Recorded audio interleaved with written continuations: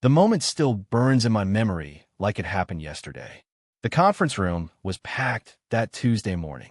The blinds were half open, letting strips of pale sunlight fall across the glossy table.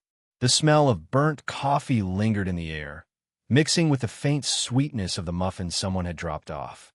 I had my laptop open, my notes neatly stacked, and my heart pounding in my chest. I'd spent 3 exhausting weeks building my proposal. Late nights, missed lunches, even skipped my niece's school play so I could fine-tune every last slide. When it was my turn to speak, I stood a little straighter. This was it, my chance to prove I could deliver something game-changing. I had barely started my 3rd sentence when Richard, my boss, leaned back his chair, smirk tugging at the corner of his mouth. "This is what you've been working on for 3 weeks? This is underwhelming." The word hung in the air like a bad smell. A couple of people glanced at me, quickly looking away, as if avoiding eye contact could spare them the awkwardness. Others stared at their laptops, pretending to type. I felt every pair of eyes in that room on me, even the ones pretending not to look. I tried to continue, to explain my reasoning, but he cut me off with a dismissive wave of his hand. "Let's move on. We don't have time for half-baked ideas." Half-baked. My jaw tightened. My fingers gripped the edge of the table so hard that my knuckles went white. I could feel the heat rising in my cheeks, the blood rushing in my ears. I stayed seated, forcing my breathing to remain steady, but inside I was boiling. Imagine working through weekends, sacrificing sleep, pouring every bit of yourself into a project, only to have it crushed in front of your peers, not because it was bad, but because someone wanted to show they could. That wasn't feedback, it was a performance, a public display of power. The rest of the meeting passed in a blur. I nodded at the right moments, made small notes I didn't even read, and avoided meeting anyone's eyes. I wasn't going to give Richard the satisfaction of seeing me rattled, but the humiliation sat heavy in my chest. Every time I replayed it, my stomach tightened. When the meeting ended, I walked back to my desk slowly, hearing the faint murmur of voices behind me. Some were probably talking about the presentation. Some might have been relieved they weren't the ones on the chopping block. I kept my face neutral, but I could feel the weight of their stares. The rest of the day was a haze. I opened emails, read them without absorbing a word, and answered them on autopilot. My mind kept circling back to the same thought. This wasn't about my work. Richard did this because it made him look decisive, sharp, in control. He wanted to send a message to the team. He was the authority here, and we were replaceable. And that's when something shifted in me. I wasn't just angry. I was determined. That night on the subway, I stared at my reflection in the darkened window and thought about my options. Confront him? Pointless. He'd twisted into insubordination. Go to HR? They'd promised to handle it, and nothing would change. Do nothing? That would be exactly what he wanted. If Richard's power came from controlling the room, then the only way to hit back was to take that control away, in front of an audience that mattered even more than the one in the conference room. I needed to make him feel the same sting he'd given me, only sharper. I started watching him closely over the next few days. Not just what he said, but how he moved, how he reacted to people, what made him lean in with interest, and what made him shut down. He thrived on moments where he could be the smartest person in the room. He'd interrupt just before someone finished making a good point, rephrasing it as if it were his own. He'd dismiss ideas without explanation, only to present the same concept weeks later as his brainchild. This wasn't about leading, it was about winning. And once I understood that, I realized something else. People like him are predictable. Predictable people can be trapped. Then, almost as if fate wanted to give me a weapon, an email landed in my inbox. The quarterly review with the board of directors was scheduled for the following month. All department heads and project leads were required to present their most important initiatives. And my project, the same one he'd called half-baked, was on the agenda. I stared at the screen for a long moment, feeling the corners of my mouth lift into a slow smile. The board wasn't just another audience. They were the people Richard wanted to impress most, the people whose approval he craved. If I could turn the tables in that room, in front of them, it wouldn't just bruise his ego. It would shatter the image he'd built for years. And in that moment, I knew exactly what I was going to do. The days leading up to the board meeting became my quiet battlefield. Every move I made was deliberate. I didn't storm around or give Richard any reason to suspect I was planning something. I acted as if I'd taken his words to heart, as if I was working hard to fix my so-called half-baked idea. Outwardly, I was calm. Inside, I was sharpening my strategy. First, I reviewed every single part of my proposal, not just to make it bulletproof, but to make it unrecognizably good. I went deeper into the research, pulled updated market data, and built case studies that tied directly to the company's long-term goals. I reached out to people in other departments quietly, asking for small bits of information or metrics. I framed it like I was just curious, so no one suspected I was building something bigger. Second, I started anticipating Richard's style. He liked to interrupt, to claim credit, to redirect conversations to himself.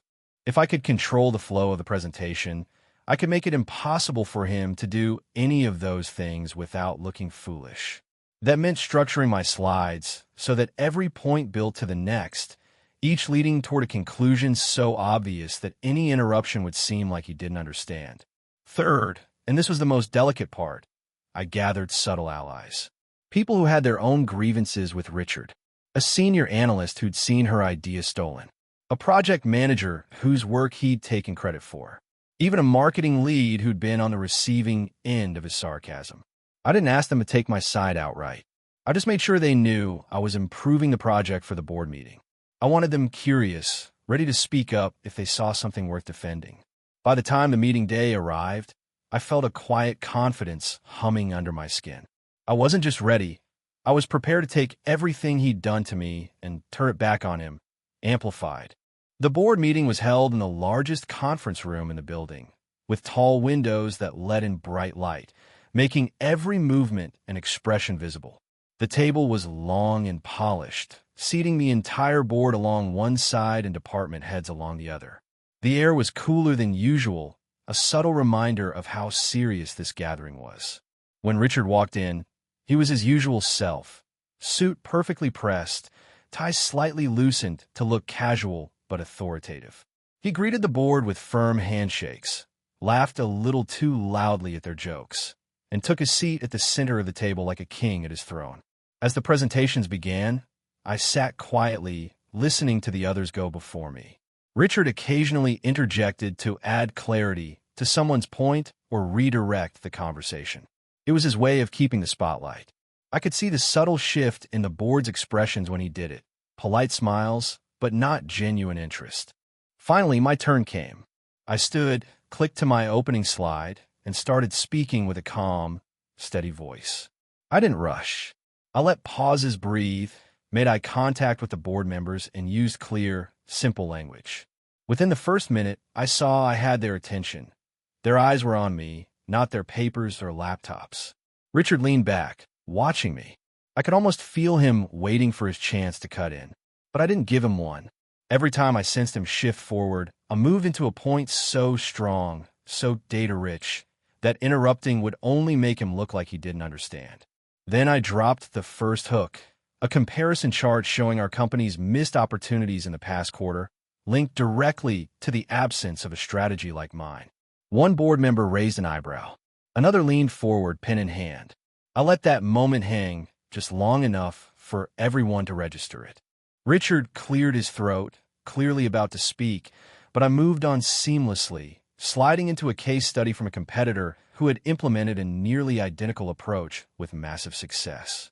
I could feel the room shifting, the energy moving toward me, away from him.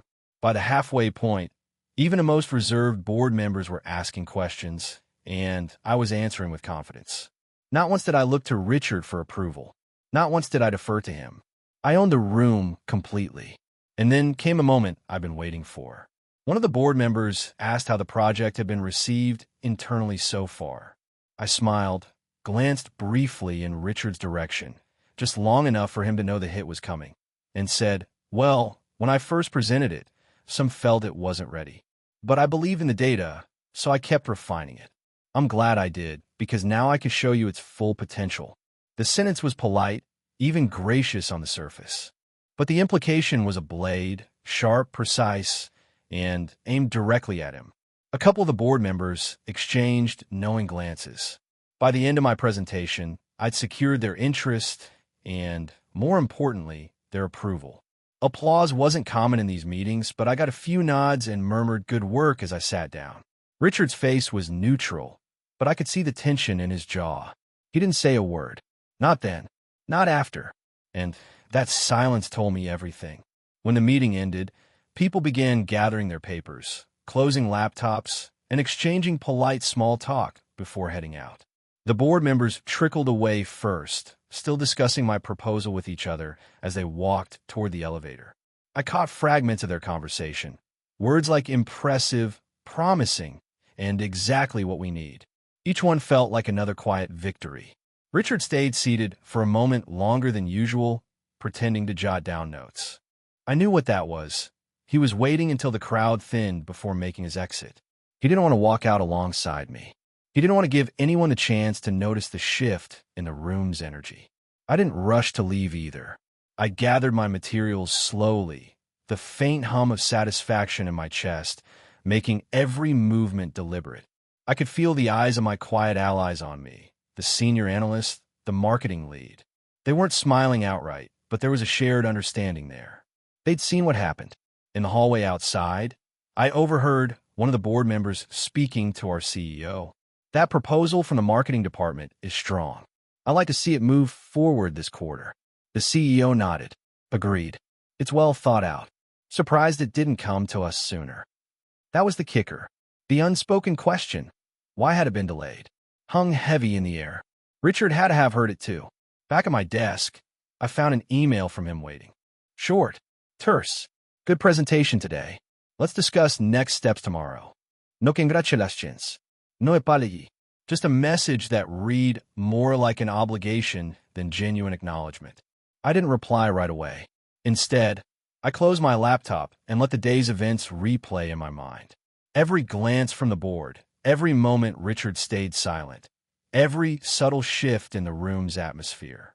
This was the first time I'd ever seen him on the back foot, and it felt addictive. The next morning, I walked into his office for our next steps meeting. He gestured for me to sit, his voice even but lacking the usual authority. The board like your proposal, he said, as if the words tasted bitter. We'll move forward with it. He paused, glancing at his notes. I'll take point on presenting it externally. There was his attempt to reclaim control, to take the spotlight back. I kept my expression neutral. Actually, I said, given how invested the board is in the project now, I think it makes sense for me to continue leading the presentations. They've already connected with me on it. The silence that followed was thick. His jaw tightened, but he didn't argue. Maybe he knew he couldn't without making it obvious. Maybe he was calculating the risk of pushing back and losing more ground.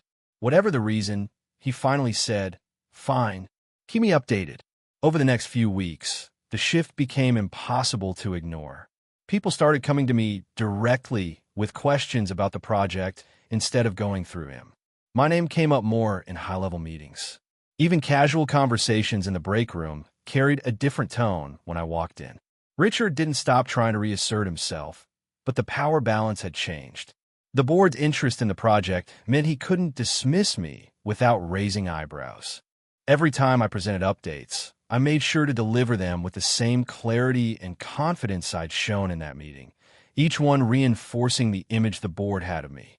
The sweetest part wasn't the praise, though. It was watching him sit in the same position he'd put me in, silent, sidelined, forced to watch as someone else held the room. I didn't need to raise my voice or call him out.